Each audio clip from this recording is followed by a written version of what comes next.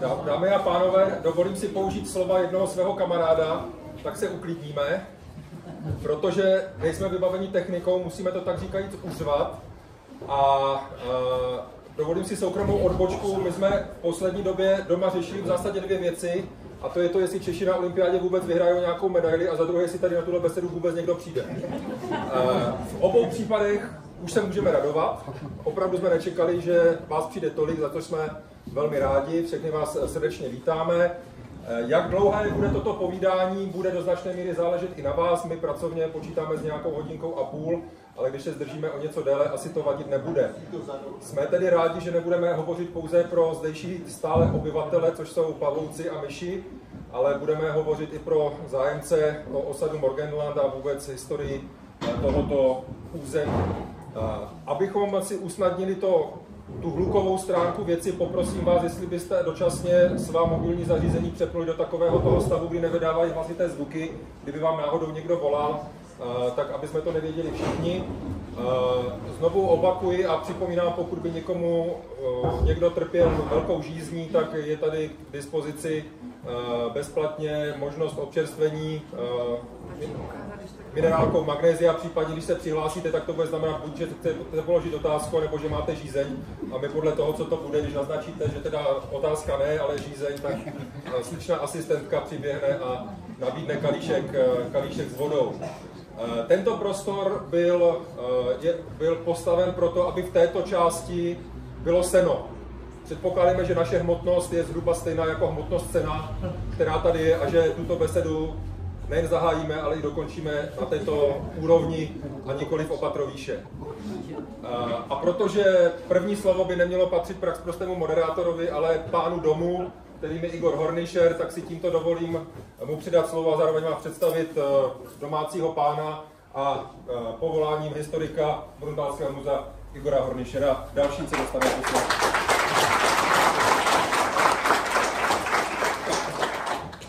Tak já vás vítám vás v Schindlerově stodole, čili v našem muzeu, a dnešní den mě teda překvapuje účast.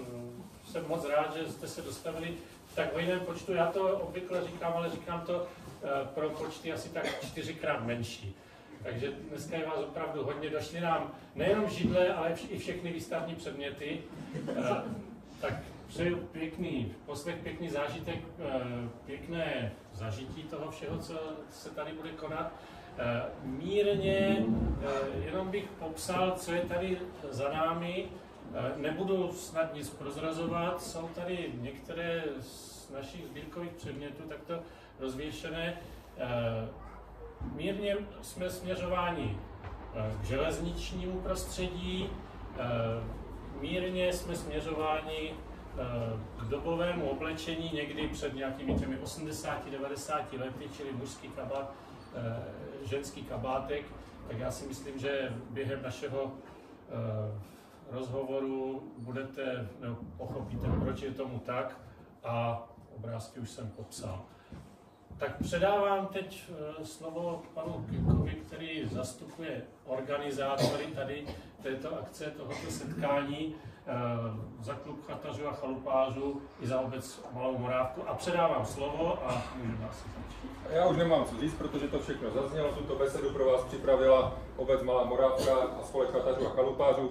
Jehož dlouholetý předseda Jiří Jiskra nás nedávno opustil, proto za vašimi zády na ně máme takovou malou fotovzpomínku na tohoto člověka, který, byť nikoliv místní občan původně, ale chatař a chalupář, tak velkou část svého života a energie, které měl na rozdávání i v velmi pokročilém věku, věnoval právě této obci. My jsme ještě špekulovali, než přejdeme k samotné diskuzi, jak využít i tady ty další artefakty. Vyzývám vás, pokud vás tato diskuze začne nudit, přijďte a ukažte na tu plácačku, to znamená, řečníka zakopeme. Bude to takové znamení, že už plácá řečník příliš mnoho a že už to není na místě, aby dále hovořil. Máme mluvit o Morganlandu. Můžeme mluvit o něm z hlediska historického, to bude mít na starost především Igor, ale můžeme o něm mluvit i z hlediska, řekněme, literárního nebo příběhového. A za tím účelem tady máme Pavla Šubu, editora Českého rozhlasu, bývalého televizního novináře, člověka, který do Malé Morávky dlouhé roky jezdí jako táborový vedoucí, člověka, který si tady našel, trochu si říct, vztah k tomu místu a který vám mimo jiné dnes rád podepíše své 2 knížky, které napsal a které se tematicky věnují, jedna úplně Morganlandu a druhá také tomuto regionu. Takže prosím, Pavel Šuba.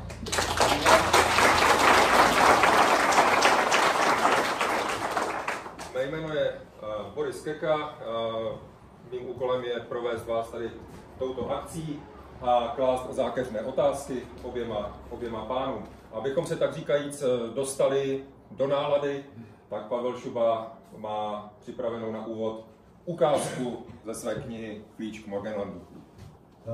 Já vám nejdřív jenom osvětlím, jak jsem se sem vlastně dostal, a to můžu dát 2 způsoby, buď vám to řeknu, anebo vám přečtu doslov knížky Klíč k Morganlandu, což bude možná lepší, protože dnes je tady historik, takže mě odpadá spousta práce vysvětlovat ty historické konotace, takže se můžu věnovat jenom té literární části, což mě těší, protože udělám aspoň méně chyb. Takže jmenuji se Pavel Šuba, pracuji v Praze, žiju v Kladně, nebo jak se u nás říká, na Kladně, což vlastně evokuje můj vztah tady k tomu kraji velmi vzdáleně. A proto, když mi bylo 6 let, jel jsem poprvé na pionýrský tábor. A tehdy jsem taky poprvé prošel tím místem. Na samotě u lesa chalupa, prosluněná louka a uprostřed vzrostlý jasan. Pamatuju si, jak jsme si sedli na jeho ze země vyvěrající kořeny a hned spořádali svačinu, kterou jsme měli mít na celý den. Už je to skoro 40 let. Žiju stovky kilometrů daleko, ale každé léto se sem vracím. Les je o něco zarostlejší, chalupa opravenější, jen jasan na louce se tváří stále stejně majestátně. V zapletených kořenech teď svačívají moje vlastní děti. To místo je v mapách zaznačené jako Rana, ale mnohem dřív se jmenovalo Morganland.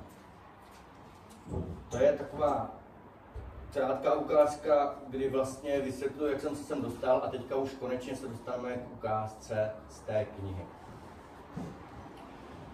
Jan se nemohl vynadívat. Sledoval ji už několik minut. Anny Týblerová si zasněně opírala hlavu o kmen stromu. Slunce na její jemnou mladičkou tvář kreslilo zvláštní obrázky. Mraky na hlavním hřebeni Jeseníků se rychle objevovaly a zase mizely, jako by za kopci právě projížděl parní vlak. Občas nějaký oblak zakryl i kamennou věž na horizontu. Dřív se jmenovala Habsburgwarte, ale Němci i Češi říkali spíš podle hory samotné, Altvater, praděd.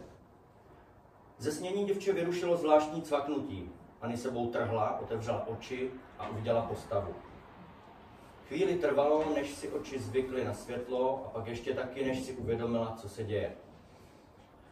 Proto jen nehnutě zírala na drobného, blondětého chlapce. Stál kousek od ní, v prvním okamžiku zvláštně skloněný nad krabičkou, která mu visela na krku, teď už vzpřímený, s úsměvem na tváři i v očích. Přistihla se, že se usmívá i ona na něj. Uslyšela zvláštní, šišlavou řeč, které vůbec nerozuměla, a tak jen pokrčila rameny. Věděla o pár Češích, kteří tam dole ve vesnici bydleli, ale tady v Morganlandu, kde žila, byli samí Němci. Chlapec zavřel fotoaparát do koženého pouzdra a vykročil směrem k dívce. Já jsem Honza, jmenuji se Honza. Zaváhal, nabídl jí ruku a zopakoval německy. Ich bin Jan. Anny, podala mu svoji dlaň, začervenala se, ucukla rukou i očima a rozběhla se polní cestou směrem k Morganlandu. Jsi překrásná, slyšela směrem od jasanu, ale zastavit se odvážila až u první morganlandské chalupy. Otočila se, celá zadýchaná, nebylo tam nikoho. Jen větve jasanu se pohupovaly, jako by z některé z nich právě uletěl vyplašený ptáček.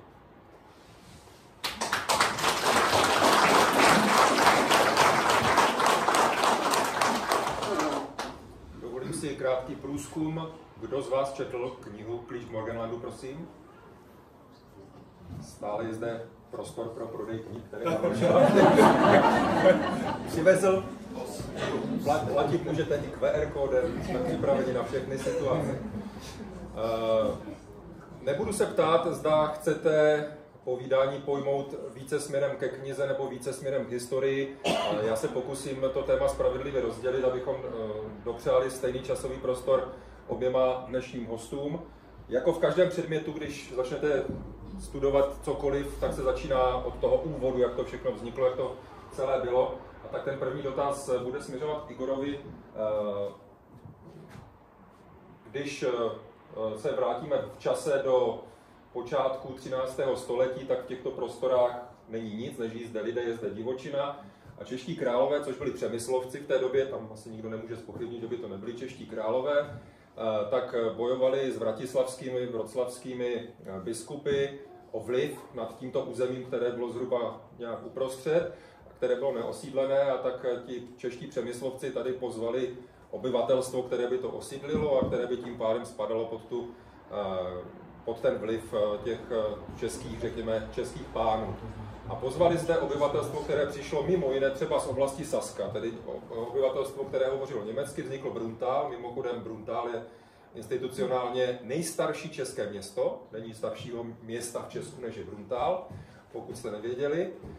A samozřejmě od toho Bruntálu se to postupně osídlovalo i tady směrem k těm horám. Nejprve se osídlovala ta úrodná území, potom ta méně úrodná, až tedy lidé přišli až sem. To znamená, to obyvatelstvo, které sem přišlo, hovořilo německy po několik staletí, než přišel konec druhé světové války a nastaly další události, ale to už hodně předbíháme. Igore, poprosím o tedy nějakou tu historickou vsuvku tady do těch počátků regionu a hlavně Morganlandu. Počátky regionu můžeme přímo počátky osídlení údolí Bělokamenného potoka, čili dnešní Malé Morávky. Ty bychom mohli hledat někdy v polovině 13. století, takže o něco malinko později, než Přemysl Otakar II. Pozval horníky, odborníky, kteří přicházeli sem do těch neprozkoumaných končin. Tenkrát platilo takovéto dobré prostor, kam slušný člověk nevkročí. Takže někdy v té době přichází odborníci nejenom ze Saska, ale i z jihu, někde ze Štýrska, z Korutan. Ti, kterým se potom v dalších pověstech třeba říká Vlaši, takže Italové se tady objevovali, čili všichni ti odborníci, kteří měli co říct k těžbě rud, ať už železných kovů nebo drahých kovů, a usazovali se tady v tomto prostoru. Postupovali směrem do hor, někdy okolo roku 1300 se objevili až tady v těch nejvyšších polohách. Nejvyšší polohy můžeme říct tady ty výšky asi tak kolem těch 600-700 metrů nad mořem, to je právě Malá Morávka. Tady v našem případě hledali železnou rudu podle ústního podání, teda místních obyvatel. To nejstarší místo toho osídlení a těžby železných rud by měl být právě Morganland. A když pátráme potom, odkud bylo toto území osídlované, tak není ta odpověď úplně jednoznačná. Jsou jisté argumenty, že to osídlení by mohlo přijít někde od Uničova, jako významného hornického města, mohlo by přijít někde přes Rýmařov a postupovat dále do hor. A jsou indicie, že by se tak mohlo stát někde od Opavy přes Bruntál. Každopádně hranice, která tenkrát oddělovala Moravu a Slezsko, na rozdíl od dnešní doby, je přímo tady za Stodolou, ten potok, který tady protéká, Bělokamenný potok. Takže to je historická hranice a tady někde se potkávají ti osídlenci, kteří přichází od Uničova, a možná ti osídlenci, kteří přichází od Opavy. Keramika, archeologické nálezy tomu napovídají. Těžba železných rud tady probíhala někdy od, dejme tomu plus minus rok 1300, probíhala tady až do roku 1922, což je možná pro mnohé překvapující, že ještě tak nedávno tady byly opravdu aktivní důlní díla, která byla udržována. Je to ten prostor Javorového vrchu. V současné době milosrdně zarostlé všecko v zelení. A když bychom procházeli tady krajinou okolí Malé Morávky nebo katastrem Malé Morávky, tak bychom dřív nebo později nakonec zavítali zase zpátky na Morgenland, kde součástí toho prostoru je železný vrch, který odděluje ten prostor Morgenlandu, Rané, a prostor Malé Morávky, čili toho hlavního údolí. A železný vrch, když budeme hledat úplně nejstarší zmínky o Malé Morávce, tak Malou Morávku tam ještě nenajdeme, Morgenland ještě nenajdeme, ale na mapě z roku 1579 už najdeme železný vrch. Takže je to místo, které stálo za zaznamenání, stálo za to, aby tam bylo vyznačeno, že se tady těží železná ruda. A vy, kteří někde kopete tady na zahrádce, nebo si sejdete k potoku na jaře po povodních, nebo když je velká voda, tak všude můžete nacházet zbytky strusky, nebo takové modré kamínky, to všechno svědčí o tom, že jsme vesnice prastará, vesnice, kde se těžila a zpracovávala železná ruda a vyráběly se tady železářské výrobky. Opět položím otázku do pléna. Kdo nebyl na Morgenlandu, kdo tam nebyl a tedy neví, jak to tam vypadá. Pár rukou se tady objevilo, proto možná Igora poprosím, anebo i Pavla, zkuste popsat, jak vypadá Morgenland a vlastně proč má to jméno, jaké má. Proč získalo to místo jméno Morgenland. No, Morgenland se nachází asi zhruba kilometr od Malé Morávky směrem, když byste šli odsud, tak na Podlesí, je tak na takovém vršku a většina lidí, kteří tam zavítají a aspoň něco málo vědí, tak se zastaví samozřejmě u toho jasanu a myslí si, že ta vesnice, což bylo nějakých 12 domů a zájezdní hostinec, takže ta vesnice stála tam na těch lukách, ale to je jako jeden z omylů, protože vlastně ty luka byly dřív pole a kdo jste tam tedy byl naopak, tak víte, že tam zůstala ta poslední chalupa a od té teprve do lesa vlastně, dnešního lesa, stála celá ta vesnice a táhla se podél Černý potok, myslím, tam jak pramení, tak tam směrem zase k tomu Podlesí. A vlastně dnes už je z té vesnice zbyl, nebo z té osady zbyl poslední dům a to je ta chalupa tehdejšího posledního obyvatele Oskara Kellera, kterou dnes vlastní paní Laskafeldová. A to je jediná budova, která zůstala, všechny ostatní vlastně po roce 1946 postupně zanikly, rozebrali se, zlikvidovali se. Ale ta vesnice vlastně stála v tom dnešním lese. Zbylo tam ještě, dá se najít třeba studena v zimě, protože přes léto se tam nedá ani jako projít moc tím porostem, ale v zimě třeba tam najdete studnu a nějaké jako drobné známky toho, cihly nebo nějaké prostě drobné známky toho, že tam nějaké osídlení byly, tak ještě jsou poznat. Ten název Morgenland asi vznikl, protože to místo je unikátní svou polohou, leží na takové náhorní plošině, kde opravdu, když slunce vysvětne, tak jako první svítí tam a to původní obyvatelstvo nejenom proto, že tam našlo železnou rudu a proto tam pracovali a proto tam kopali, ale především víme, že tady na horách to podnebí je k zahrádkářům, řekněme dneska, poměrně kruté, tak na tom Morgenlandu, byť je to součást Malé Morávky, respektive je to kousek nad Malou Morávkou, tak je tam o několik stupňů teplejší podnebí, než třeba tady nebo v Karlově pod Pradem, právě proto, že tam drtivou většinu dne svítí slunce. A tím pádem samozřejmě i ta teplota je vyšší. Proto to bylo asi místo, které se ti lidé našli nejenom proto, že tam měli tu železnou rudu, ale že tam mohli provozovat i tu další hospodářskou činnost. Když skočíme ve staletích hodně dopředu a vrátíme se, dáme slovo zase Pavlu Šubovi, já jsem zmínil v úvodu, že je novinářem stále, ale on je i oceněným novinářem a dostal cenu za, teď to trošku možná zkomolím a nevím to úplně přesně, česko-německé, nechci říkat přátelství, ale prostě za budování česko-německých vztahů, protože Pavlovi se podařilo objevit posledního žijícího Morgenlandiana, čili člověka, který se narodil na Morgenlandu, byl odsunut po druhé světové válce jako součást tehdejší prostě nějaké historické situace.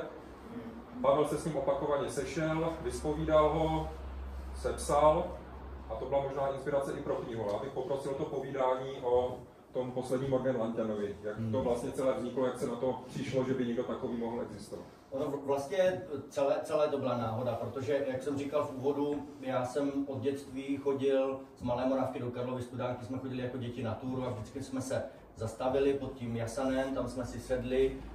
Jak právě bylo řečeno, Morgenland v překladu znamená, vlastně by se dalo říct, vnitřní země, takže tam skutečně ta rána byla hrozně krásná. A mě celých těch 40 let nenapadlo vlastně, že tam byla nějaká vesnice.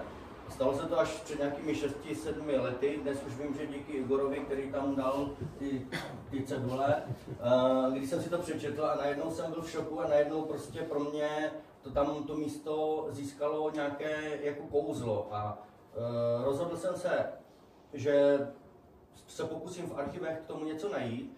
Zvláštní bylo to, že v těch archivech většinou jsou zmínky jako časté, ale jsou velmi krátké, velmi stručné. Většinou je to prostě, že tam prostě je osada, že má tolik a tolik obyvatel, že jsou to zemědělci, že je tam ten zájezdní hostinec, do kterého chodí lidé z Karlovy Studánky anebo z Malé Morávky na tancovačku nebo v neděli prostě na oběd. A v tu chvíli jsem se rozhodl, že teda bych mohl o tom napsat nějakou knížku, ale dostal jsem si k tomu, že mám strašně málo materiálu a tím, že jsem novinář, tak mám jednu nevýhodu v tom, že se snažím, aby ty věci, které píšu, tak aby byly aspoň na nějakých reálných základech a vlastně se mi hrozně těžko vymýšlí. A proto jsem právě začal hledat něco, kde bych se dozvěděl, jak se tam tehdy žilo. Prvním nějakým zdrojem byly tady místní moravecký zpravodaj, kde Igor shrnoval tu historii a popisoval tam jednotlivé příběhy těch míst. A tak jsem se rozhodl, že potom oslovím i německé spolky, napsal jsem e-mail spoustě lidem, jejichž jména se objevovaly, až se mi právě jednoho dne ozval pan Adolf Haupelt z Ingolstadtu a napsal mi, že prostě jako dítě v Morgenlandu žil, že prostě si pamatuje spoustu věcí a byl ochoten se mnou komunikovat přes e-mail. Byl už v té době ale těžce nemocný, takže nechtěl se setkat osobně, ale on byl takový pedant, takže on velmi pedantsky popisoval ty technické záležitosti, takové ty detaily, které mě do dneška fascinují, jako třeba, že ve studni měli pstruha. A já jsem se ho ptal přes ten e-mail, proč jako měli pstruhy ve studni a on mi vysvětloval, že to tam bylo vlastně taková tehdejší moderní technologie na měření kvality vody, že oni vlastně ty pstruzy, dokud tam žili, tak bylo jasné, že tam neprosákla močůvka nebo něco takového. Potom mi popisoval spoustu těch zážitků z dětství, kdy chodil do školy v zimě, kdy bylo obrovské množství sněhu a byl mráz. Popisoval, jak tatínek mu zapichoval na cestu do té Malé Morávky větvičky, aby se cestou zpátky nestratil. A najednou se mi začal otvírat obrovský prostor, tak jsem se rozhodl, že kromě knížky, že vlastně to zkusím zaznamenat i na audio a že o tom natočím dokument. Ale právě problém celý toho dokumentu byl, že pan Haupelt nechtěl vlastně, abych za ním přijel, protože pořád na tom nebyl zdravotně dobře. Až potom na podzim, teď už rok si nepamatuju, přece jenom zvolil a bylo to pro mě jedno z nejsilnějších setkání, protože jsme spolu strávili celé dopoledne a on skutečně bez nějaké zášti vyprávěl celý ten svůj životní příběh a dneska prostě to má pro mě aspoň obrovskou hodnotu. Když skočíme zase do toho historického okénka, Morgenland, zbavili jsme se, že měl 15-16 chalup, relativně malé číslo, ale opakovaně zaznělo zájezdní hostinec. To se přece nemohlo uživit z těch 15 chalup. Jak to vzniklo, že na takovém místě vzniklo něco, a já jsem viděl plány, které mi Igor ukazoval, vlastně tam mohlo vzniknout něco jako resort, dneska bychom tomu řekli, moderní terminologii. Tam byly velké plány, Fričové měli s tím hostincem. Poprosím o krátké povídání o tom hostinci a o Fričových automístě. Ten Fričův hostinec existoval někdy od počátku 20. století, takže někdy po roce 1900 přistavěl pan Frič jako hostinský ke své chalupě ještě takový jako dřevěný hangár, což byl ten zájezdní hostinec. A myšlenka toho hostince byla asi taková, že ta klientela pocházela hlavně z lázní z Karlovy Studánky. Že když si představíme lázeňské hosty v Karlově Studánce, berou tam ty terapie, tak jedna z těch terapií byla taky pohybová terapie, kdy vycházeli z Karlovy Studánky, došli až na Morgenland, tam se mohli občerstvit, vraceli se zpátky. Ale samozřejmě ten hostinec fungoval přes celý rok, přicházeli tam hosté jak z Malé Morávky, tak z Podlesí. On ten Morgenland je tak zhruba na rozhraní tady těchto dvou vesnic. Takže hostinec bychom mohli říct vzkvétal a někdy ve 30. letech, jak už teda tady zaznělo to moderní slovo resort, tak někdy ve 30. letech, druhá polovina 30.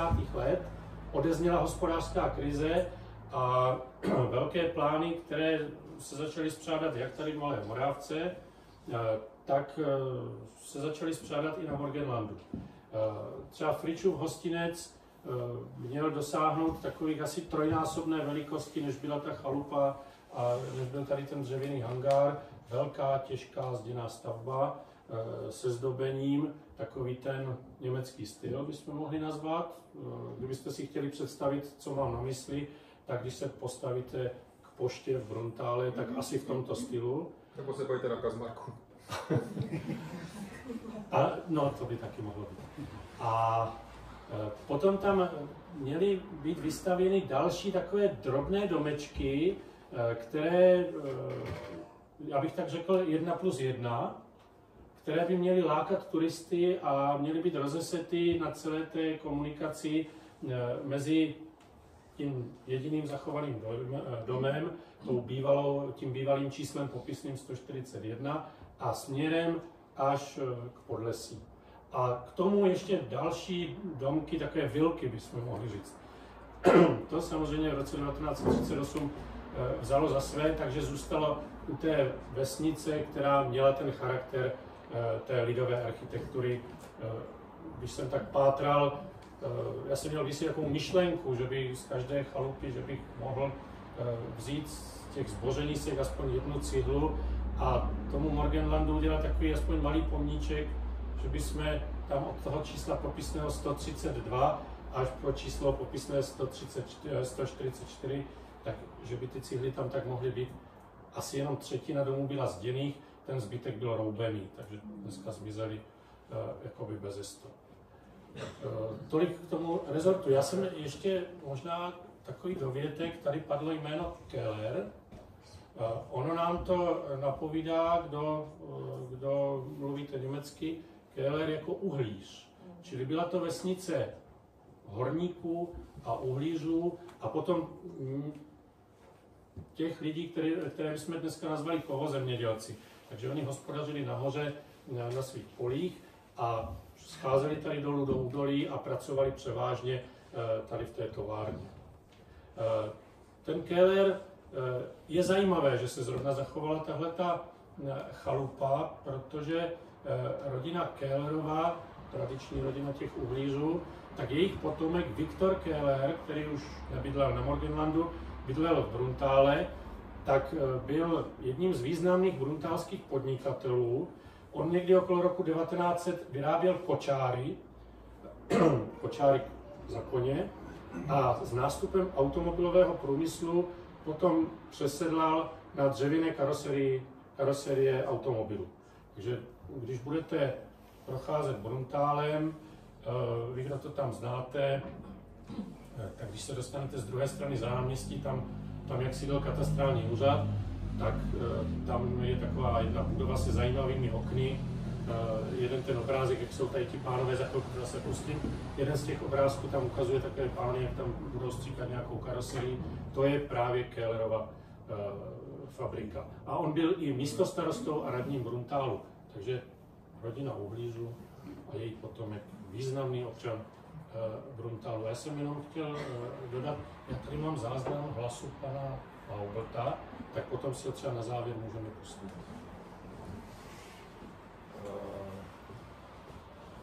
Když se ještě podíváme tady na ten region, i když to osídlení bylo z důvodu tedy té těžařské činnosti, případně zemědělské, tak samozřejmě hory všude mají i velký potenciál turistický, proto i už v té době se, řekněme na přelomu toho 19. a 20. století se o tomto regionu začalo uvažovat v těch, dnes moderně říkáme, turistických souvislostech.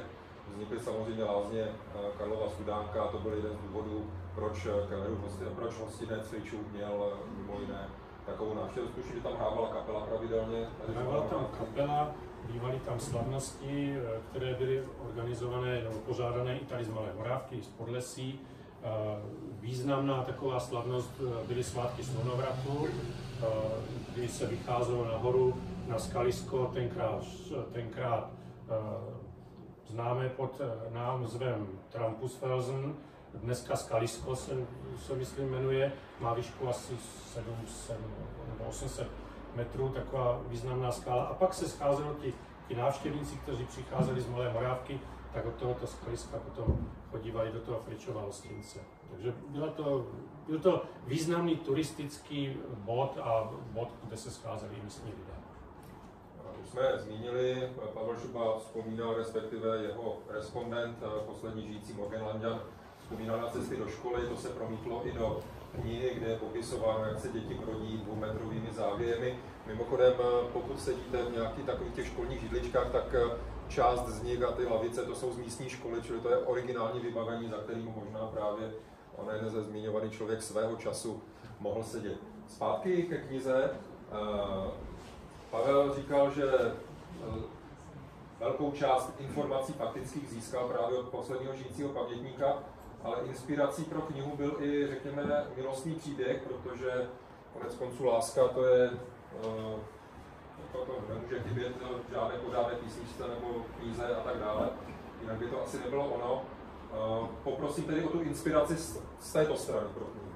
No, to vlastně byla svým způsobem náhoda a většina tady lidí z Morávky budete znát, jsou to manželé Glaterovi, na který jsem narazil, mimochodem jsem zjistil, že jsou příbuzní i s panem Haubltem a ti mě pozvali, nebo dovolili mi, abych je navštívil a to je vlastně zajímavá rodina tím, že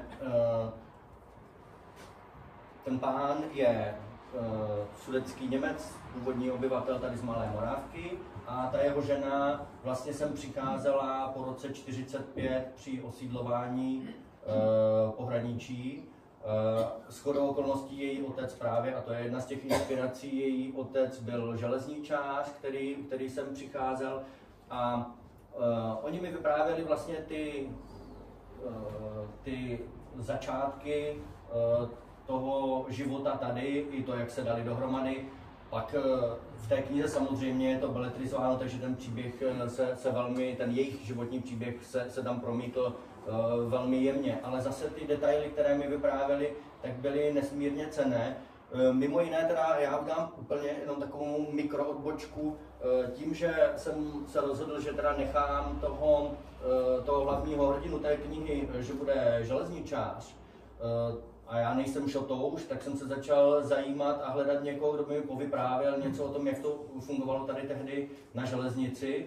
A bylo to hrozně těžké, protože když jsem našel v Praze člověka, který se zabývá parními lokomotivami, tak mi několik hodin vyprávěl, jak prostě parní lokomotiva funguje. A když jsem mu řekl, že se to týká tady k trati v Malé Morávce, tak mi řekl, stop, musíš začít znovu sehnat někoho jiného, protože tato trať je specifická tím, že má největší stoupání v České republice neozubené.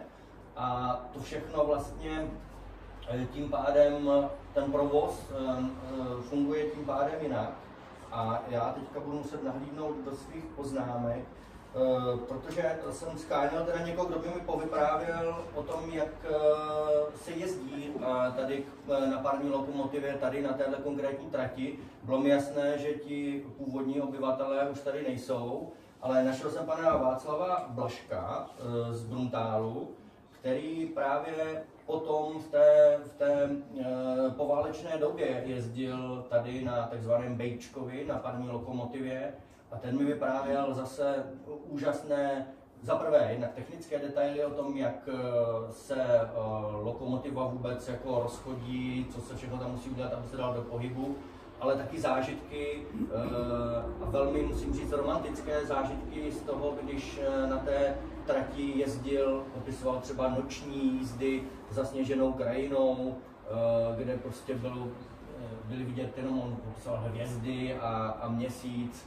a prostě tento panorama těch Jeseníků, popisoval takové věci, jako že třeba si ohřívali jídlo a polévku přímo tam v té mašině, u toho kotle, popisoval, jakým způsobem se právě muselo topit, ale popisoval, což se také objevilo potom v té knížce, takové ty věci, že třeba v zimě bylo takové velké množství sněhu, že musela mít ta mašina před sebou radlici a prorážet ten sníh, a někdy se stalo, že srazili nějaké zvíře, a když se to stalo a srazili třeba srnu, tak potom se těšili na to, že až dojeli, takže měli ještě o několik dnů hody.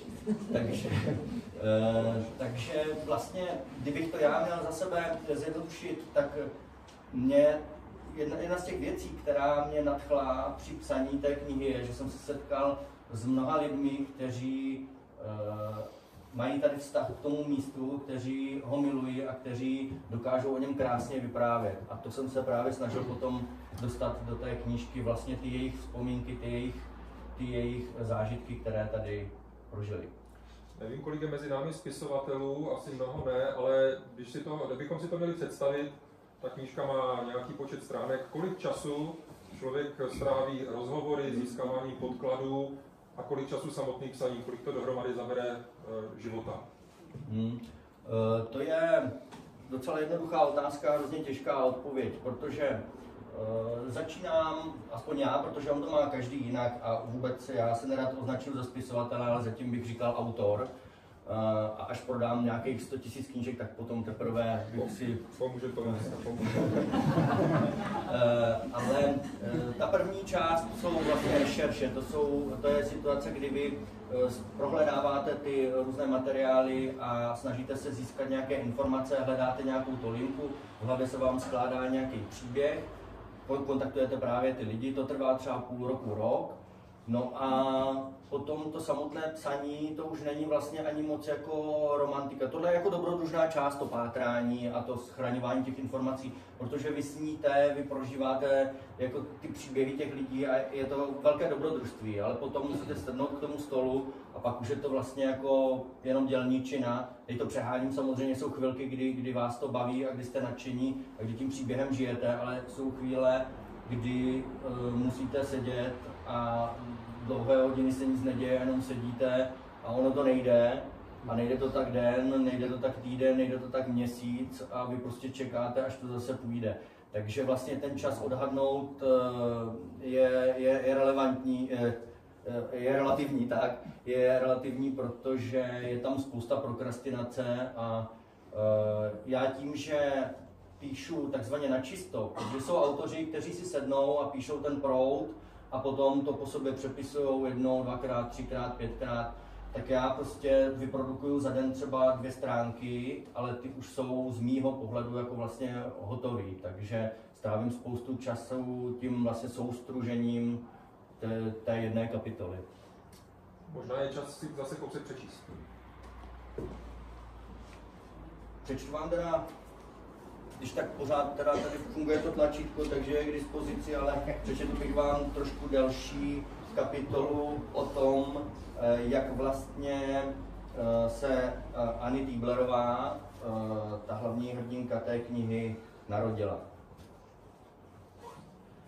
V rodném listě by měla mít Anny Tieblerová správně zapsáno pod Jasanem u Barbory na rozbahněné cestě z Morgenlandu do Freudenthalu.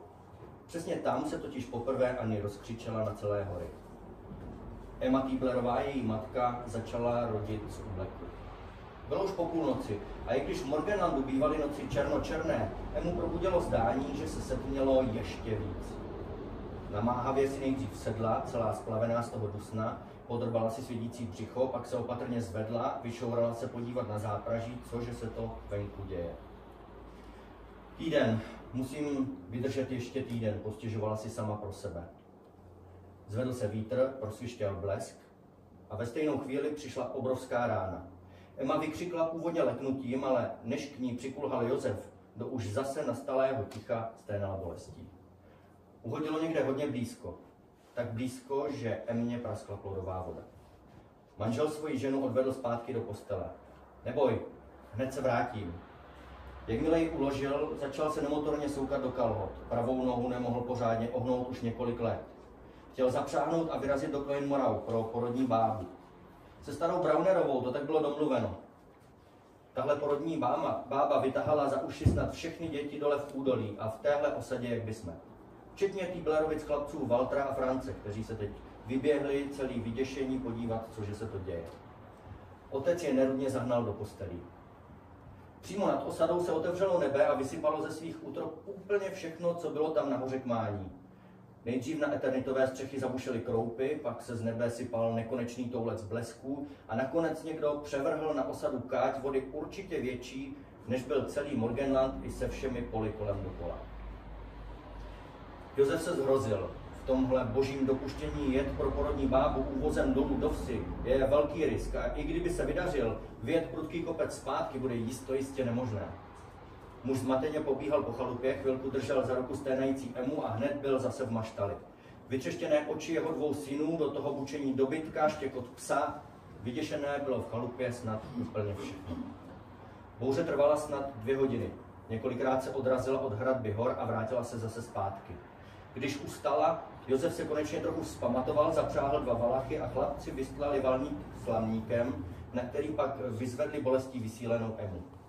Pojedou do Freudentálu.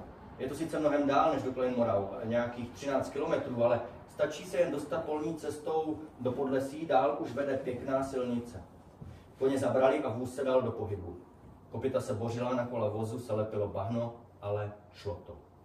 Jenže nemoc dlouho, sotva se rozjeli, už zase museli koně zastavit. Kousek nad osadou na křižovatce cest mezi poli. Tomu místu lidé říkali Barbora.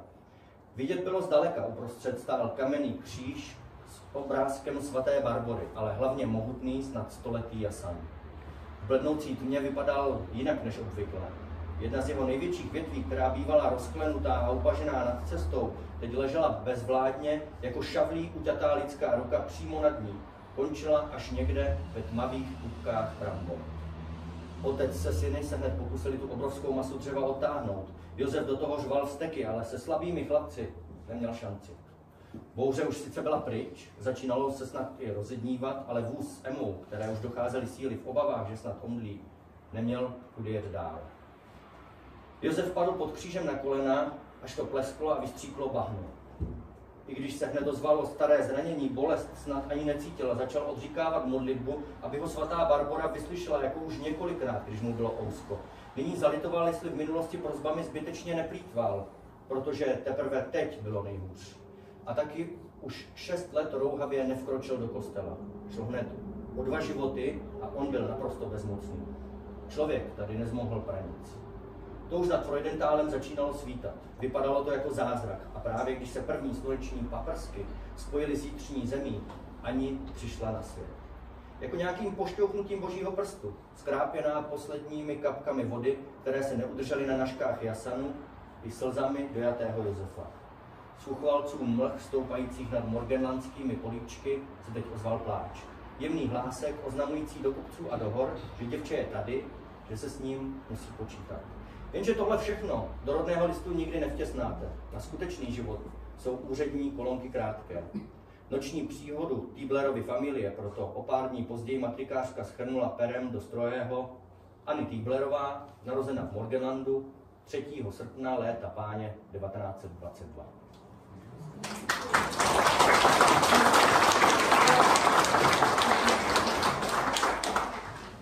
Čas letí jako bláznivý a tak i my musíme skočit. Otázka na historika, když vezmeme to období před druhou světovou válkou, je tam ještě něco zajímavého, co jsme neřekli a co by mohlo zaznít o Morgenlandu nebo o regionu? Já bych možná ještě doplnil, tady padl ten název pomístní, ta svatá Barbora. Já už jsem jmenoval jeden vrchol, to je ten kopec, který směřuje do Malé Morávky, Železný vrch. Na druhou stranu kopec, který směřuje směrem k Podlesí, tak je Barbora, vrchol Barbora, vrch Barbora. A tyhle oba vrcholy jsou opředeny pověstmi. Ten Železný vrch, ten snad není prostor teda, že bych vykládal celou pověst, ale tam bychom podle pověsti nacházeli první železo, které se našlo v Malé Morávce a které tam za pomocí praděda a jeho pomocníků našel první obyvatel Malé Morávky, nějaký Pecolt, kovář Pecolt. A ten vrch Barbora má zase zajímavou pověst. Kdo zná pověst, která se vztahuje k hradu Fürstenwalde nad Vrbnem, čili zkráceně, jak zanikl hrad Fürstenwalde a jak za 30leté války ho dcera hradního pána vyhodila do povětří a proto jsou dneska na tom kopci ty ruiny, tak naprosto stejná pověst se váže i k tomu vrcholu svatá Barbora. Takže je to takové místo opředené pověstmi v krásném prostoru, v krásné krajině. Dnes teda o to tajemnější, že když budete procházet po té už zaniklé cestě, tak uvidíte právě pozůstatky těch chalup a můžou být opředeny i tady takovýmto příběhem.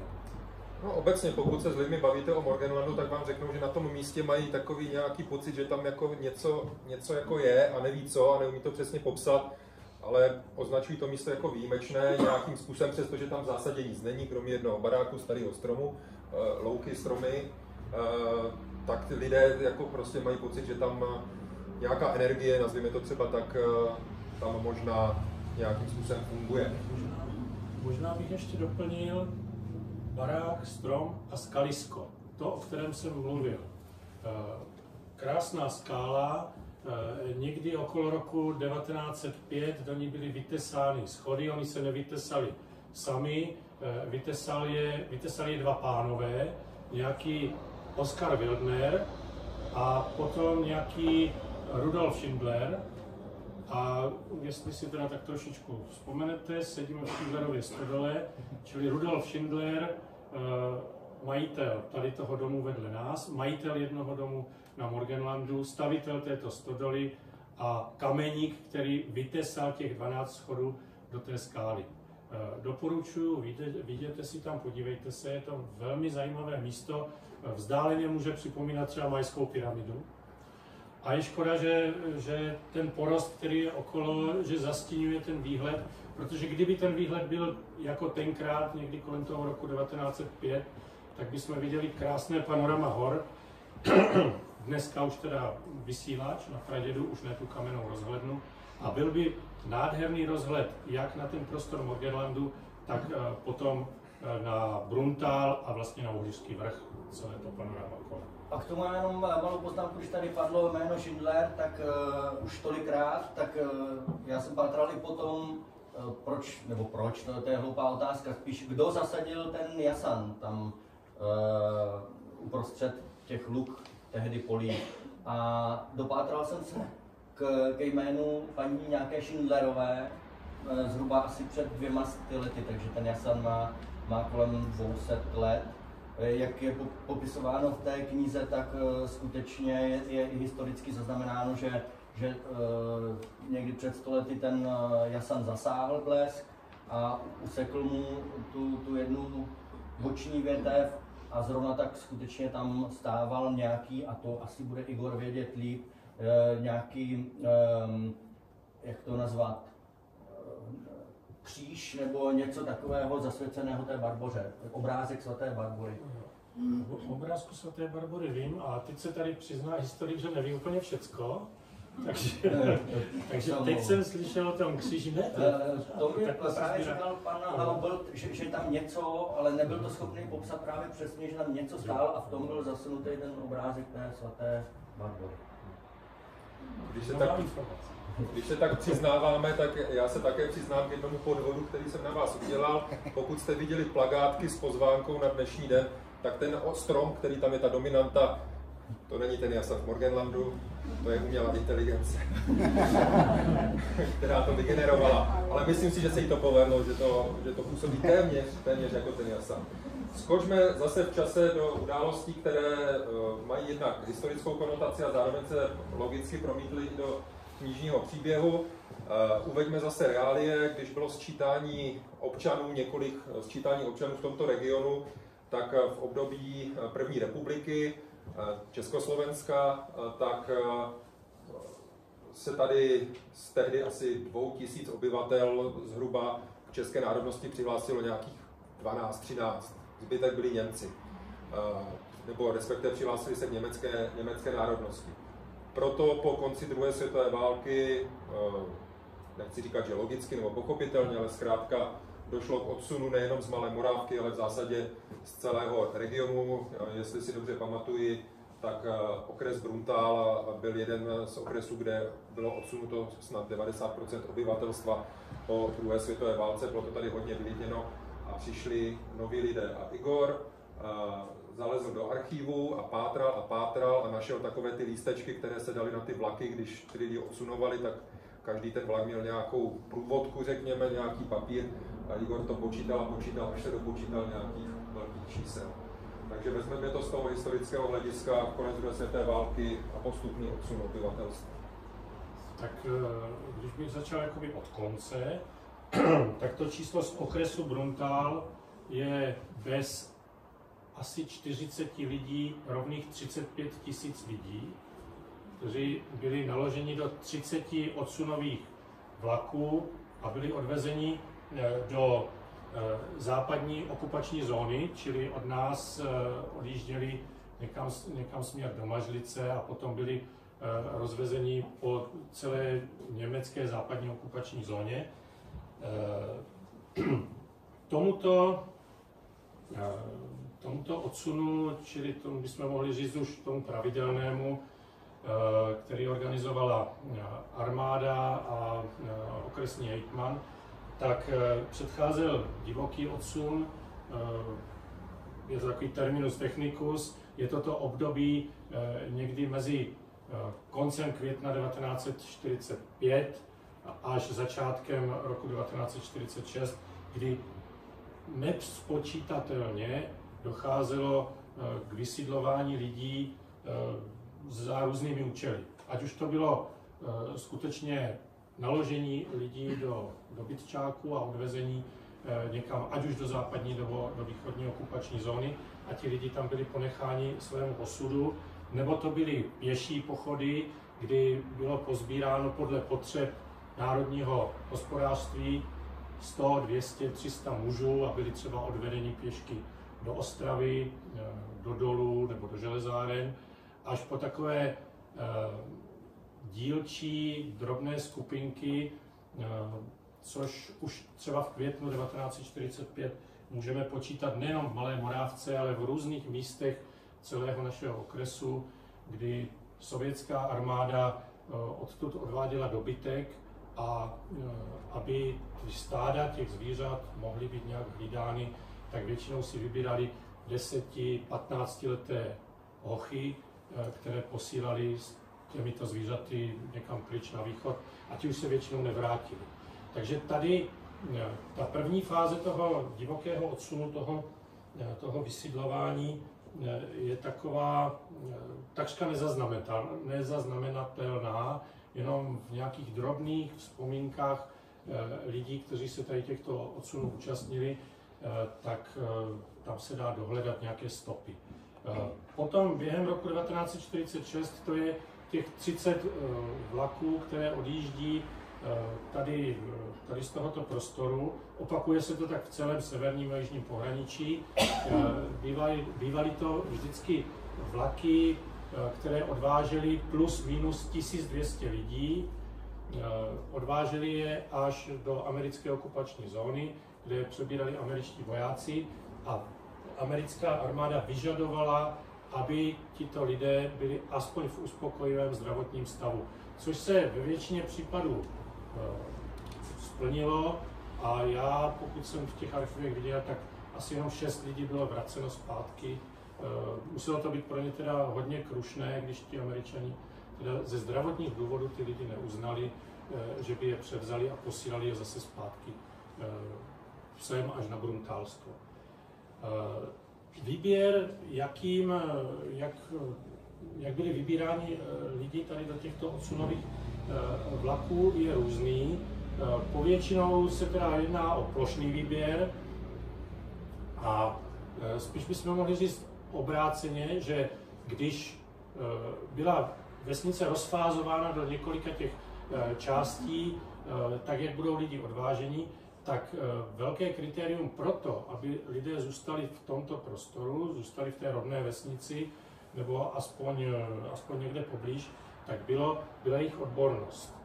Třeba tady v případě Malé Morávky továrna, která v případě totálního vysídlení by se v podstatě zastavila, tak byli vybíráni odborníci, kteří tady zůstávali, a to je třeba i případ pana Glatra, který jednak zohlednění jeho předválečné nebo rodičů, zásluh rodičů, tak dovolili v kombinaci s tím odborným působením, že tady ta rodina zůstala.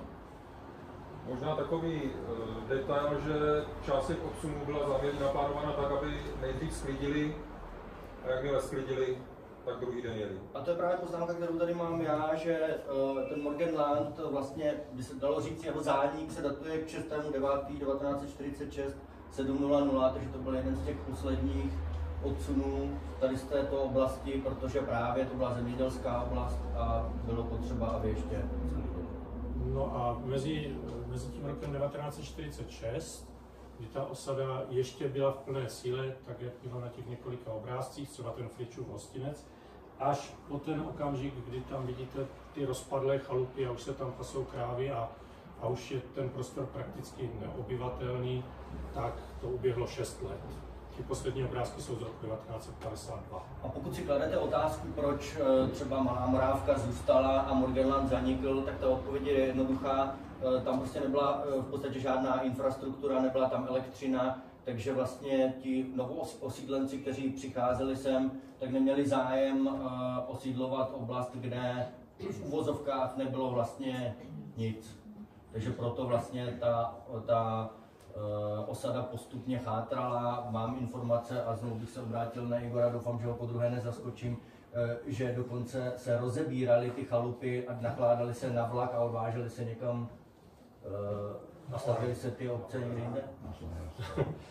Je to až neskutečná představa, že stálo za to přijet z vozy k těm roubenkám, rozebrat je na jednotlivé trámy, odvést je tady na nádraží do Malé Morávky, tam to vagonovat, a většina těch chalup zmizela někam na Oravu a někde tímto směrem, což se týká v Malé Morávce nějakých 30-40 domů.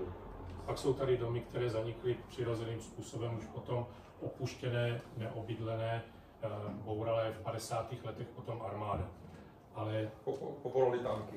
Povolali tanky a ty to bourali.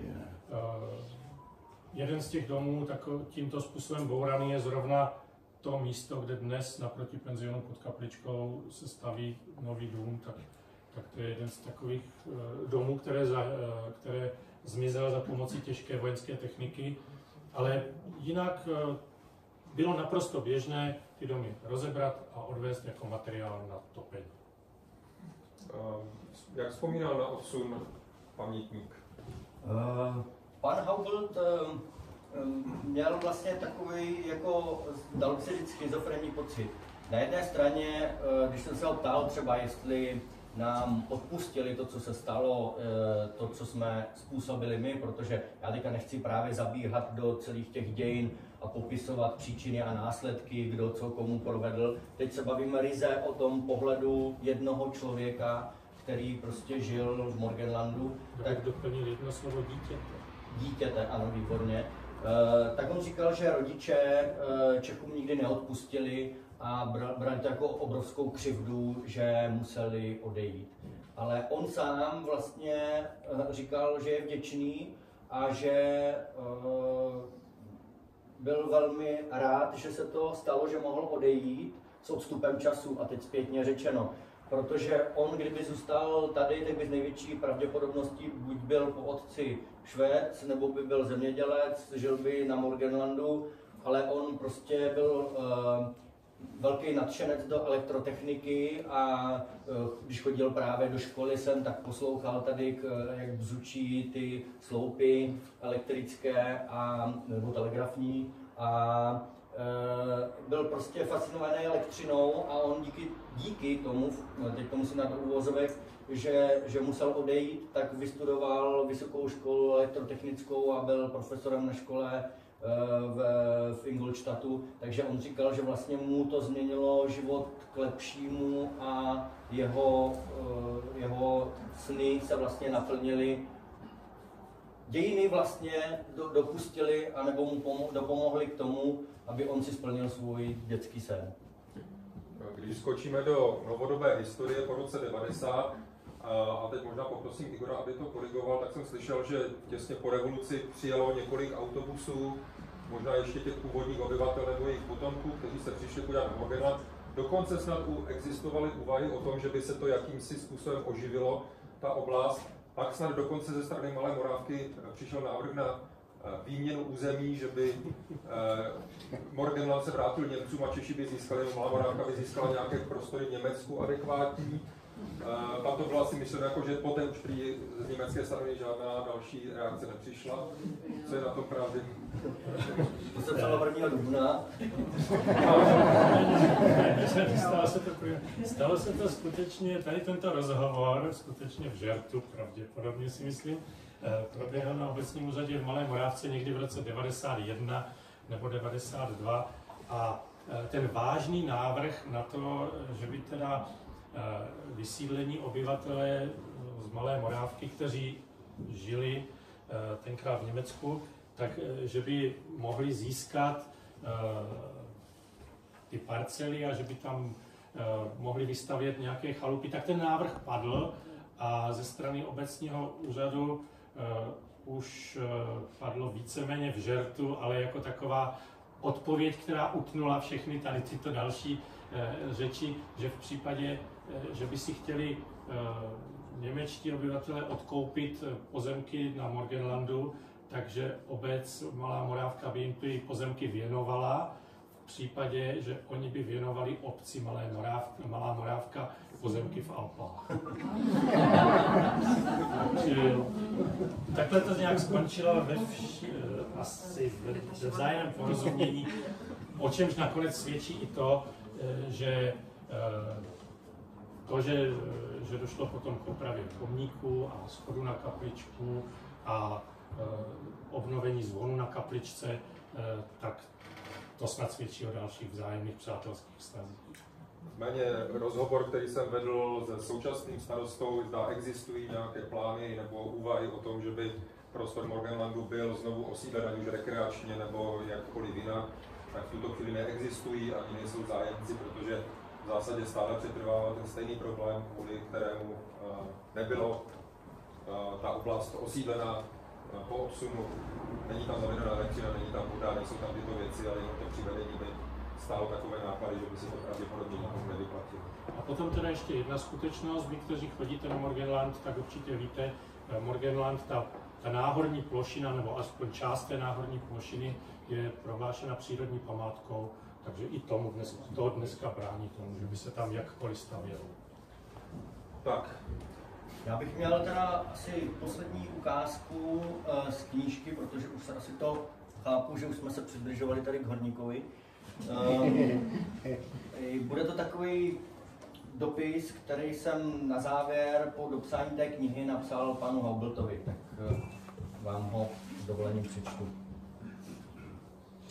Vážený pane Haubelte, po dlouhé době jsem měl cestu do Jeseníků, tak jsem se stavil i u vás doma. Zima přijde každým dnem, od hor se žene vítr s takovou tou zvláštní čerstvou vůní, co se dá labužnicky vdechnout a přitom neřeže do plic. Asi to bude tím, že na pradědu už je první sníh. Z kopců nad Morávkou je to krásně vidět. Zasněžený kotel, ve kterém zase čerti vaří mlhu po celé kolorované hory. Tady v Morgenlandu zatím jen prší. Psí počasí. I váš Valdy by nejspíš byl scholený v boudě. Jasan uprostřed louky, jak mu říkáte Barbara, se pořád statečně drží přes všechny ty mrazy i blesky, co do něj za tu dobu udeřily. Na těch 200 roků vypadá pořád dobře. Představte si, že po letech k němu někdo vrátil obrázek svaté Barbory. Je to skvělé, že lidi oživují vzpomínky. U Laskafeldů, vy to znáte jako u Kélerů, ta jediná chalupa, co z Morgenlandu zbyla, není teď nikdo. Možná přijedou až na víkend. U vás doma taky nic nového. Snad jen kopřivy v chodbě trochu prořídly. A v kuchyni, co roste ten javor, tak ten má teď krásně zbarvené listy do Rumělkova. Co ten bylinný likér Altvater, jak jsem vám přivezl do Ingolstadtu, chutnal vám? Chtěl bych ještě jednou naposledy hrozně moc poděkovat, že jste byl ochotný mě přijmout a pár hodin zavzpomínat na své dětství. Ta nahrávka je pro mě moc cenná. Na dušičky to bude přesně 1 rok, co jsme se viděli naposled. Ano, naposled. Tohle slovo opakuju celý den. Zjistil jsem to teprve nedávno, náhodou, když jsem vám psal. Říkal jsem si, že vás to třeba potěší. Neodpověděl jste. A tak jsem začal myslet zase na nejhorší. A internet mě v tom utvrdil. Má dnes odpovědi skoro na všechno. Parte. Zemřel jste necelé 2 měsíce po našem natáčení. Den před Štědrým dnem. Tušil jsem, že to přijde, ale takhle brzo? Někdy si říkám, že jste na mě čekal, abyste to všechno stihl povyprávět. Naposledy. Ach jo. A tak zapaluju svíčku za vás, pane Haubelte, vzpomínám a prosím tady v úkol, ať vaše duše najde klid. Myslím, že si to zaslouží.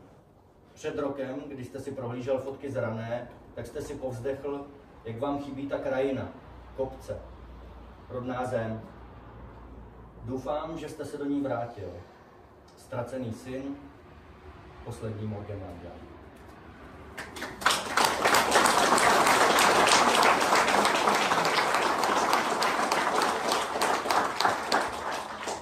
Za malou chvíli, za minutku přijde prostor na vaše dotazy, pokud nějaké budou. Ještě předtím trocha organizačních záležitostí. Tato beseda probíhá jako součást Dne obce, což je akce, která probíhá vždy první sobotu v srpnu.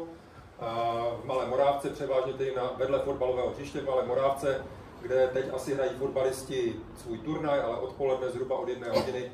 Tam začne program nejdříve pro děti a potom i pro dospělé. Bude se hrát a tancovat až někdy přes půlnoc, pokud nám počasí dovolí. Srdečně vás zvu. Bude tam i Pavel Šupa od 5 hodin k dispozici na podpis knížek. Samozřejmě, pokud to nestihnete tady, můžete to zařídit ještě odpoledne, tedy v rámci Dne obce Malá Morávka, kde je vstup bezplatný. Srdečně vás tímto jménem obce zvu i na tuto akci. Pavla poprosím, my jsme se bavili o knize Klíč Morgenlandu, ale Pavel tady má i svou druhou novější knihu. Na Sudeckých horách se nespívá, nebo v Sudeckých horách se nespívá. Poprosím velmi stručně, o čem je ta druhá kniha. Ta není předmětem povídání, ale jenom ať nalákáme čtenáře. Děkuju za tohle promo. Když jsem psal Klíč k Morgenlandu, tak jsem narazil na takovou krátkou zprávu o tom, že se odehrál právě, jak Igor říkal, i divoký odsun, a to hladový pochod z Krnova do Králík. Telegraficky odhaduje se asi 3000 žen, starců a dětí bylo hnáno přes 100 km z Krnova do Králík, přes hory, přes Videlské sedlo. Zase neexistují přesná čísla, ale odhaduje se, že asi 300 lidí tento pochod nepřežilo. A mě tady tahle událost vedla k tomu, že jsem chtěl tohle téma zpracovat, ale bylo hrozně syrové, bylo hrozně na mě těžké a nechtěl jsem vlastně vyprávět jenom ten příběh toho hladového pochodu, a tak jsem si k tomu domyslel takový sekundární příběh fiktivní postavy Josefa Bémiše, který sedí u Kobylího rybníku v Bruntále u OC Rybník a vlastně vzpomíná na svůj život a takovou jako nadsázkou, nadhledem, takovým smířením se pokouší vlastně vyprávět tady tyhle těžké události, tyhle kruté události, které se odehrály taky. Když uděláme promo i Igorovi, tak vím, že probíhaly nějaké komentované výlety na Morgenland. Není zde letos něco takového v plánu? My jsme minulý rok udělali jednu takovou výpravu, vycházku pro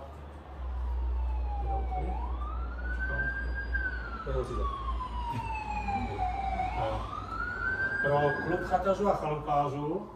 A já nevím, kolik se nás účastnilo, nějakých 15 osob, 20 osob tam mohlo být. A když jsme ukončili tuhletu výpravu, tak jsme si říkali, že pro ty, na které se nedostalo, bychom to mohli zopakovat znovu. A tak já jsem si ještě nerozmyslel pořád datum, kdy. Takže bychom to mohli zopakovat, mohli bychom se na ta místa podívat. Je to vycházka tak na 2,5 hodiny, možná trošku díl. Prošli bychom si ta místa a já teď nevím, jakým způsobem vám všem dát vědět. Když jdete odsud z Malé Morávky do Karlova, jdete přes první most, vpravo je dřevěná chalupa, tam čukejte a žádejte ty Mimochodem je to bývalá mýtnice nebo celnice, protože ono to tady zaznělo na začátku, tady se pohybujeme na historicky velmi zajímavém území, které rozděluje Moravu Slezsko, dříve Morávka, Karlov byly 2 různá panství, zkrátka rozdělené to tady bylo jak živo. Dobře, to je dobrý nápad. Čili na stránkách obecního úřadu, já se s panem starostou domluvím, by bylo oznámení, kdy bychom podnikli tady tuto výpravu.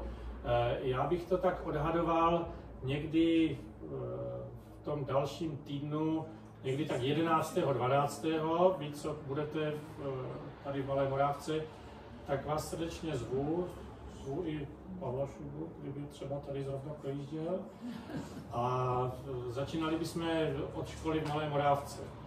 Takže vydržte, já to tam během tohoto týdne nějak doplním, nebo během příštího týdne tam doplním a rád vás přivítám a rád vás provedu. Já udělám promo sám sobě, zvu vás za 14 dnů na Borůvkové hody, tedy v Karlově a v blízkém okolí. Tak, a teď je prostor pro vaše otázky, prosím, jako ve škole, zvednu ruku, řeknu, jak se jmenuju a položím otázku jednomu, druhému, případně třetímu. Já budu pan učitel, já budu vyvolávat. Ano, jestli se můžu zeptat, jak byla zmínka, že začátek 90. let byly snahy o obnovy. Jak si to moc nepamatuju, ale vím, že se v tom on angažoval hodně Otto Wax z Brutálů. A dotaz můj je, že on tehdy mě říkal, jestli to bylo fáze úvah nebo něco zůstalo, že se měla zpracovávat nějaká studie. Při zpracování žádné takové studie nedošlo. Možná to bylo ve fázi úvah. Já pokud znám pana Vacha, tak on má hodně takových všelijakých úvah a účastní se hodně akcí. No tak já bych to tak asi v té rovině nechal. Takže k tomu nedošlo. A já nevím teďka, kdy je tam ta přírodní památka vyhlášená, ale může to být taky tak už někdy kolem roku 95, 96. Takže tam, jestli se o něčem uvažovalo, tak se to hodně rychle stoplo. To byly začátek 90. No. Tak vzadu, Svaťa. Já jenom takový malý Hybné Stanislav. Na Igora mám takový dotaz, jestli tady mluví teda o hornictví, víceméně většinou, že si ty lidé tady přicházeli z tohoto důvodu, ale taky musíme si říct, že tady byly všady hluboké lesy a taky se tu těžilo dřevo, hlavně k tomu, když tu byly ty kovárny a pece a hutě, tak se topilo dřevěný uhlí, což se teda dělali to uhlířina, milířina, a to znamená těžba dřeva. Takže oni přes zimu, některá část toho obyvatelstva se živila tím zemědělství, tak přes léto a na zimu a podzim, že jo, chodila do lesa, tahala dřevo a dělala tady, pomáhala. Byly tu různé pily, byly tady papírny a různé jiné věci, které dřevo výroba, takže toho bylo hodně. Jo, tak já bych to tak nějak doplnil teda, profesně se ptáš, že jo, lesy. Ta těžba železných rud, to je asi taková podstatná část té ekonomiky panství, když se budeme bavit o panství řádu německých rytířů před rokem 1848. Takže ta těžba je určitě důležitá a dobře zaznamenatelná. Potom těžba dřeva a zpracování dřeva, to je další podstatná část. Už to tady zaznělo, Kellerovi z Morgenlandu, čili uhlíři. To hlavní palivo v železárnách bylo vždycky dřevěné uhlí, takže uhlíři vytěžili, prakticky zničili bruntálské lesy někdy do poloviny 18. století a to potom vedlo k tomu, že němečtí rytíři zvali odborníky z ciziny a začínalo se hospodařit v lesích odborným způsobem. Takže zpracování dřeva na dřevěné uhlí, to je jedna významná část pracovních povinností zdejších poddaných. A potom představme si, že zhruba tak jednou za 40 až 50 let města tady v okolí, že je to hodně domů na poměrně malém prostoru, tak totálně vyhořelo. Bruntál 1768 třeba. Takže ten odliv toho dřeva z bruntálských lesů byl obrovský. Nárazově, takže dřevorubci a správa lesů tak tvořila další významnou složku ekonomiky bruntálského panství. A když dneska přijdeme do Bruntálu, k bruntálskému zámku, tak vlastně celé pravé křídlo bruntálského zámku to byl lesmistrovský úřad a odtamtud se spravovaly lesy. Už to svědčí o tom, že zpracování dřeva, těžba dřeva, že byla opravdu významná. Když zaznělo němečtí rytíři, tak jenom taková historická zajímavost. Němci.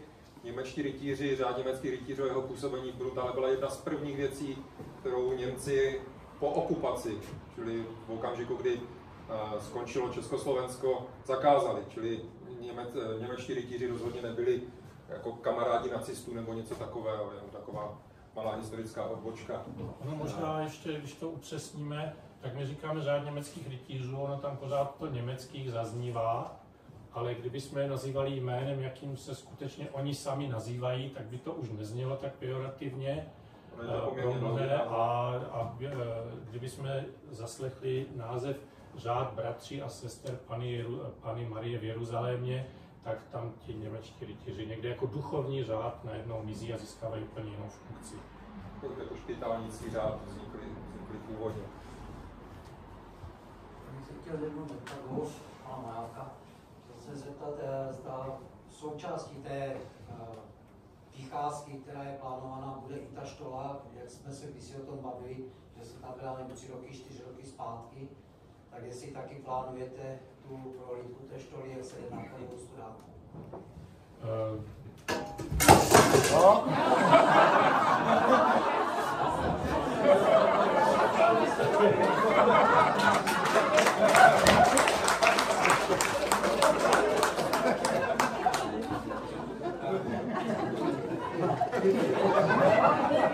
Krátká chvilka pro reklamu. Neplánujeme, ona už jenom ta pokuska, když jdeme po té červené značce nahoru na Morgenland, řekneme si něco k jednotlivým domům, něco k památnému stromu, pověsti si tam řekneme v plném rozsahu, tak ono to opravdu vydá na ty 3 hodiny. Takže to bychom zase absolvovali třeba někdy jinde. Zase přes stránky obecního úřadu. Jenom na odlehčení teda, pardon. Tady je napsáno, v případě provozního nasazení vrátit do domovské železniční stanice Skleny nad Oslavou. Já jsem se chtěla zeptat pana autora, když tam četl tu ukázku, tak on tam říkal, že ta voda kapala na eternitovou střechu. Já bych teda řekla, že mělo to střechy z eternitu. Já jsem se dočetl, že jo, ale je to spíš zase na Igora.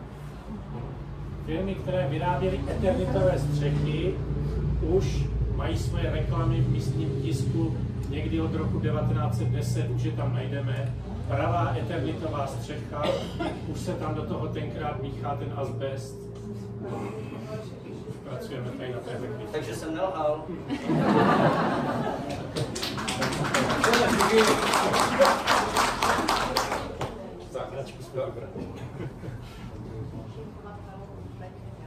Nahlas, prosím. Křičte. Šimková, Karlov pod Pradědem.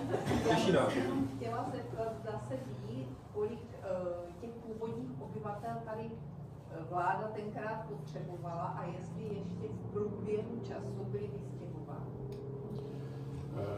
Já se přiznám, že jsem si to takhle úplně nepočítal. Já jsem se spokojil s těmi jmény rodin, které tady zůstaly, což bychom mohli říct rodina Mendroková, Glatrová, Rotrova, Honigová, ti se počítali, ale ku podivu ne jako Němcům, ale k Rakušanům třeba, protože byla dvojí možnost, čili Němci, Rakušané a rodina Gabrielová. A možná jsem ještě na nějakou rodinu zapomněl. Wolf, pane Wolfe, omlouvám se. Je rodina Parčová. Kuncová. Ficovi. No, prostě Michalky, ano, taky. Zní to jako hodně, ale ve finále to nebylo. Určitě to bylo asi... Tak jestli vás potom si potřebuji zeptat. Určitě to bylo několik desítek lidí to bylo a zajímavý je, že i ten jejich osud tady právě nebyl úplně jednoduchý, ale to asi teda, jak jsem slyšel ta jména, tak budete vědět vy sami, že oni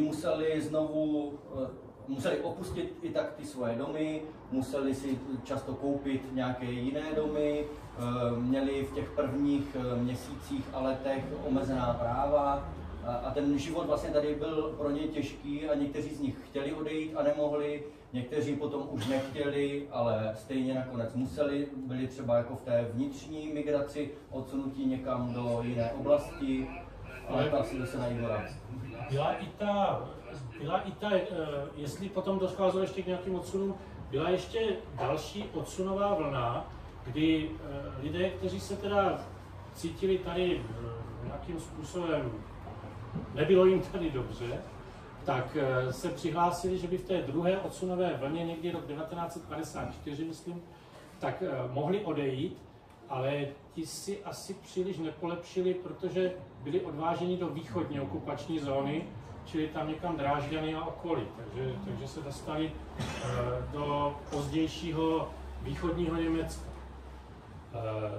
Malá Moravka je taková hodně výjimečná tady v těch počtech neodsunutých místních obyvatelích, protože tady předválečně bylo hodně lidí, kteří byli schopni prokázat loajalitu k československému státu, prokázali hodnověrně i levicové smýšlení, což bylo taky velmi důležité. Takže zůstala tady ve daleko větší množství než někde jinde místních obyvatel, že byli na odsunutí. Ale že to měli hodně těžké, to už tady bylo řečeno. Zaměstnanci třeba tady v továrně dostávali poloviční plat oproti Čechům, kteří tam byli zaměstnaní, dostávali krácené lístky na potraviny a krácené šatenky a ještě z toho, co dostávali plat, tak jim bylo strháváno jako válečné reparace. A navíc museli, ve většině případů byli vystěhováni ze svých domů, v kterých bydleli a museli si odkoupit nebo se nastěhovat do domů jiných. Takže ta situace pro ně, když to budeme hodnotit čistě lidsky, tak přes všechna úskalí toho odsunu si myslím, že nakonec ti lidi, kteří odsud odjeli jednorázově a zažili si to najednou a hned, tak to pro ně asi bylo daleko příjemnější. A já bych teda možná takový ještě ten dovětek, protože je to takové ožehavé téma, těžko říct, jak dnes ještě vnímá tady tu situaci, tak možná za mě jako za historika bych řekl tady to hodnocení těch odsunů a jakým způsobem to probíhalo, ono skutečně probírat se těmito událostmi a zdůvodňovat si kdo, za co a proč a proto se to stalo, ale to se stalo, protože oni tenkrát udělali to nikam nevede, to bychom se dostali až někde do poloviny 19. století do národního obrození, nemá to smysl.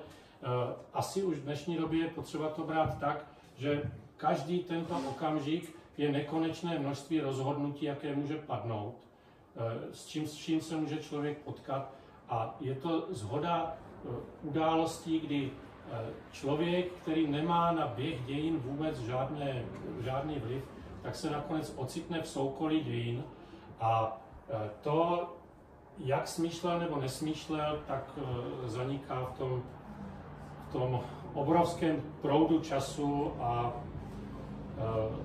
asi už by to mohlo v dnešní době zůstat na hodnocení historiků, kteří snad pozitivisticky budou hodnotit jenom to, co najdou v archivu a konstatují, toto se stalo, nikoli takové ty konotace další, to už je asi dnes skutečné.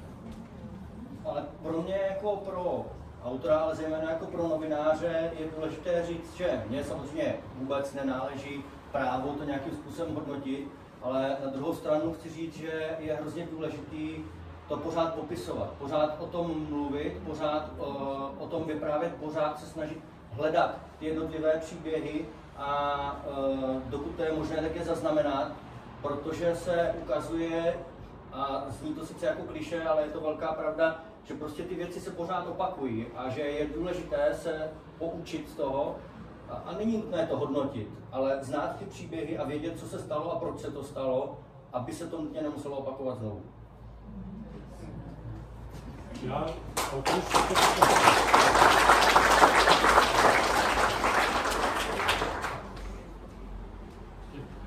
Dodnes se ještě setkávám s tím, mám za sebou takovou jednu publikaci, jmenuje se to Sousedství na hranici, popisuje ta knížka situaci tady na Bruntálsku a ta reakce není nějaká, že by mi za ní někdo dneska nadával, ale pořád ještě se setkávám s postojem, že výjimečně, ale přece jenom, že už jenom to, že se o těch věcech píše, že není dobře. Tak já si myslím, že právě to, že se o tom píše, že je dobře, že se o tom začíná psát takovým neutrálním způsobem. A když tady Pavel popisoval, jakým způsobem skládá svoje příběhy, tak když jsem tě tak poslouchal, tak je to vlastně i práce historika. Obdobným způsobem, ona ta historie a to publikování historiku je taky taková literární věda nakonec, akorát tam máme tu menší míru fabulace nebo toho vlastního přičinění. Já to možná zkusím uzavřít konstatováním, že pokud zavítáte na hřbitov u místního kostela, tak tam ti Němci leží vedle Čechů a dneska už i Češi, teda díky tomu, že tam leží ti předkové, mohou říkat, že jsou tady doma, ale v těch prvních letech po tom osídlení, a to jsme se bavili s Igorem, vlastně ti první noví osídlenci, kteří sem přišli, tak když byly třeba dušičky, tak odsud odjížděli tam, odkud přišli, protože tam měli ty své předky a tam měli na ty hroby. A tady leželi jenom ti Němci na tom hřbitově po těch x století, která tady žili. A teď už i Češi tady ty kořeny mají v těch lidech, kteří leží na tom Krchově. Takže tak bych to asi uzavřel, že tam leží vedle sebe a pokud tam zajdete, tak tam najdete, tuším, Kellerovi tam mají taky hrobku vedle všech ostatních, kteří od té doby tady tím krajem přišli. Dámy a pánové, náš čas vypršel, ale nemusíte opouštět nějak zběsile. Oba dva pánové vám ještě nějakou dobu budou k dispozici. Připomínám, že Pavel Šupa zde má své knížky, které si můžete od něho koupit. Ještě jednou zvu odpoledne na Dny obce Malá Morávka u fotbalového hřiště. Na závěr konstatuji, že tuto besedu pro vás společně připravili klub chatařů a chalupářů Malá Morávka, Kalov pod Praděm a Ovek Malá Morávka. Pavel Šupa, Igor Hornyšer, děkujeme.